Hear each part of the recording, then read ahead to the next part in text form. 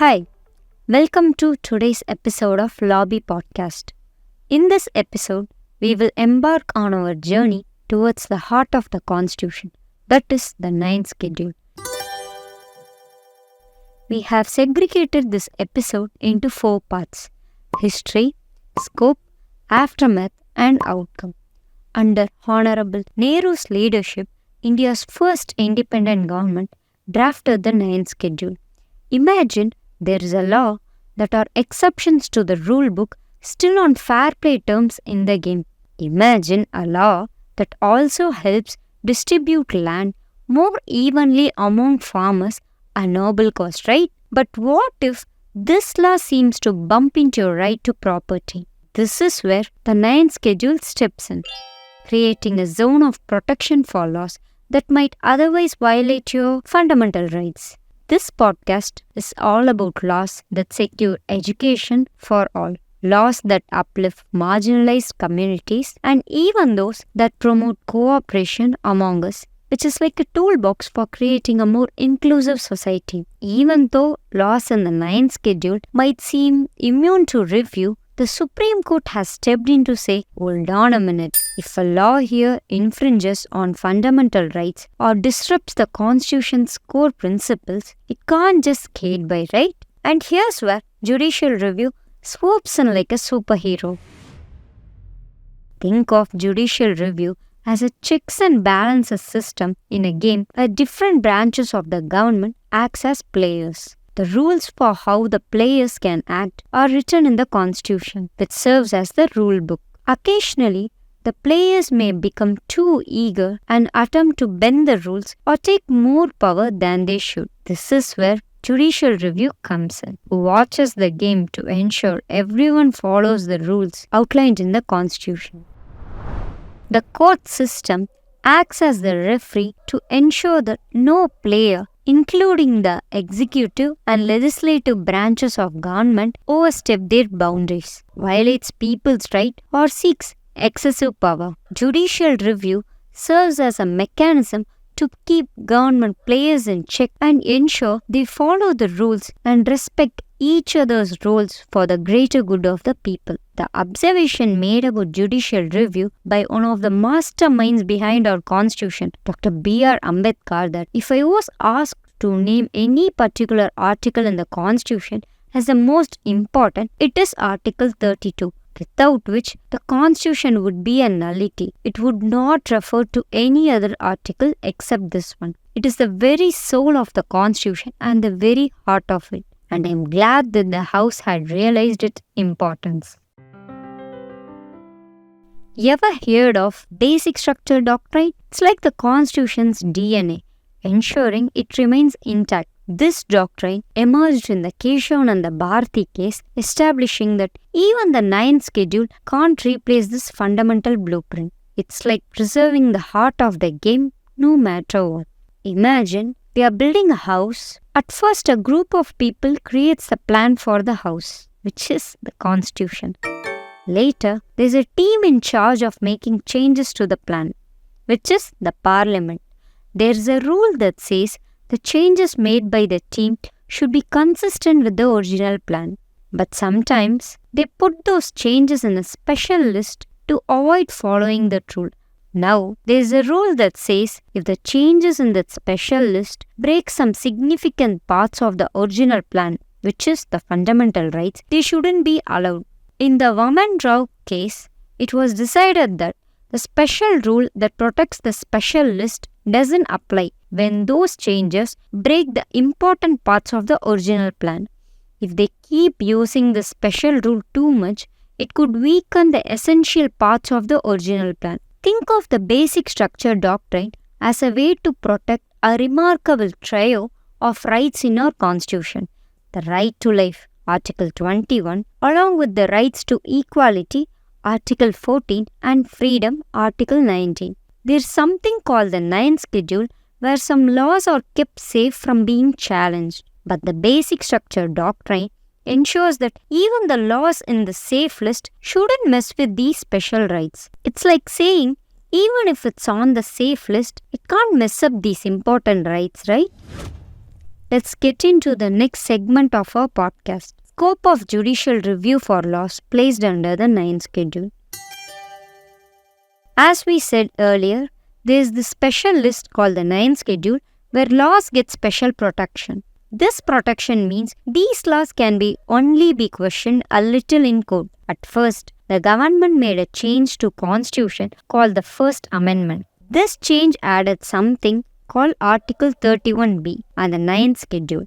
They did this to bring in laws to help farmers and control land issues. Later on, in the case of Shankari Prasad, a question was raised: can the laws in the 9th schedule be questioned in court or not?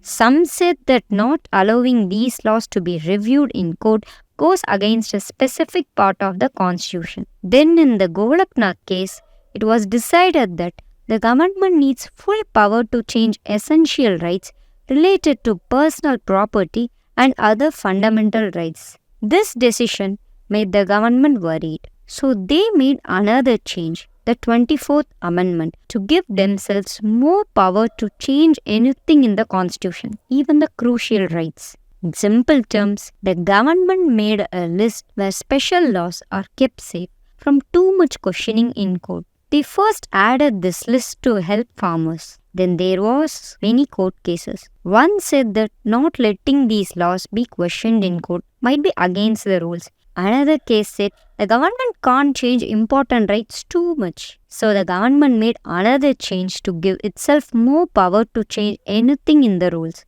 including important rights. As I said earlier, think of the Constitution as a set of rules for our country.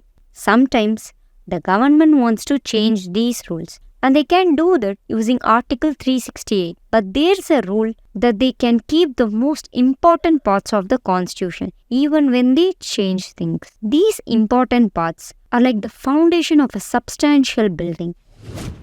Now let's imagine the Constitution as a building made of blocks. And these special blocks are the most important parts that hold everything together.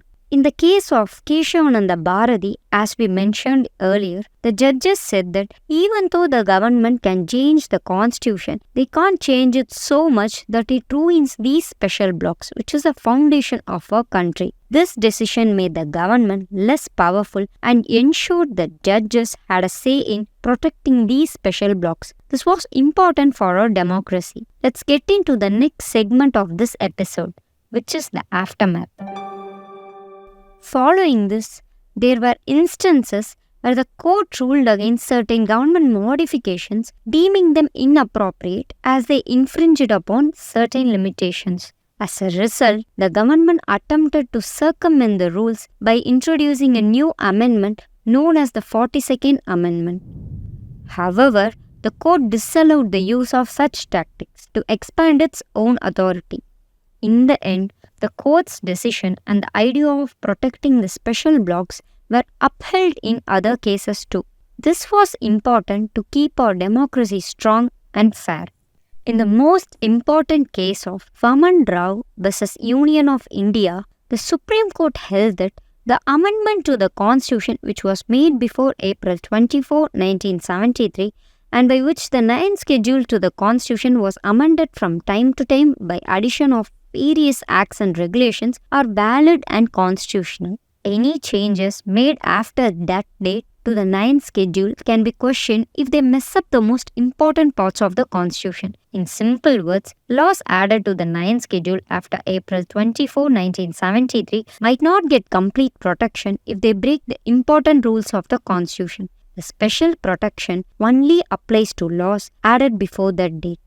To put it differently, even though an act is put in the 9th schedule by a constitutional amendment, its provision would be open to attack on the ground that they destroy or damage the basic structure. The fundamental right or rights is or taken away or abrogated pertain to the basic structure.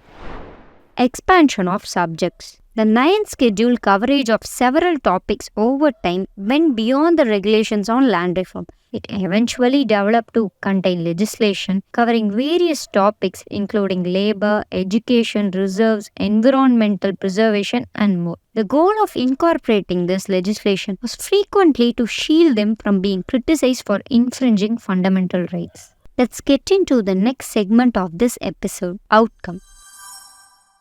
Government's inability to question the ninth schedule. It's important to clarify that the government itself is not immune from questioning the ninth schedule. Instead, it is centered around judicial review. Once a law is included in the ninth schedule, it may be shielded from being declared unconstitutional by the judiciary. However, still laws in the ninth schedule through appropriate legislative processes. The Supreme Court further stated that if it has already upheld the validity of any ninth schedule law, it would not be open to re-challenge such law on the principles declared by this judgment. If a law that goes against the important rights in Part 3 of the Constitution is added to the ninth schedule after April 24, 1973, as we mentioned earlier, people can still question it.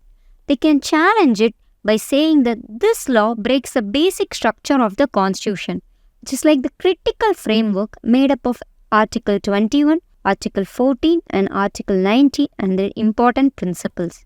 In recent years, there has been ongoing debate about the relevance and scope of the ninth schedule, particularly concerning laws that may have been included for reasons other than social and economic reforms.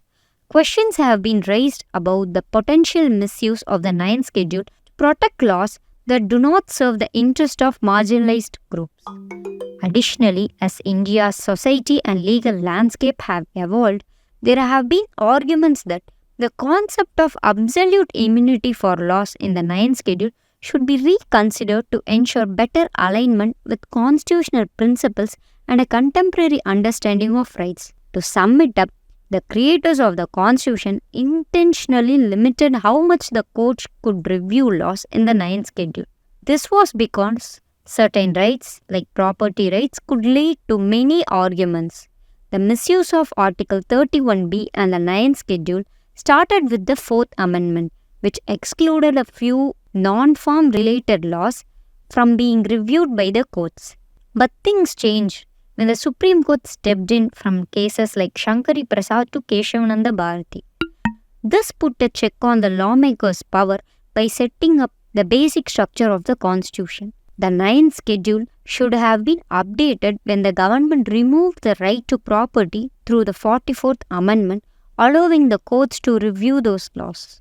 But it didn't happen. So, Article 31B and the ninth schedule worked like a broad way for the government to include any law that they thought was right. This made the ninth schedule open to misuse and taking advantage of the system. So what's the takeaway of this podcast? The ninth schedule is like the balancing act of the Constitution, allowing laws that might otherwise clash with fundamental rights to stand, but under the watchful eye of judicial review. It's a testament to the flexibility of our Constitution while ensuring we never stray from its core principles. That's it for the day. Thank you for listening to us. Subscribe and support us. Stay tuned, stay lobbyfied.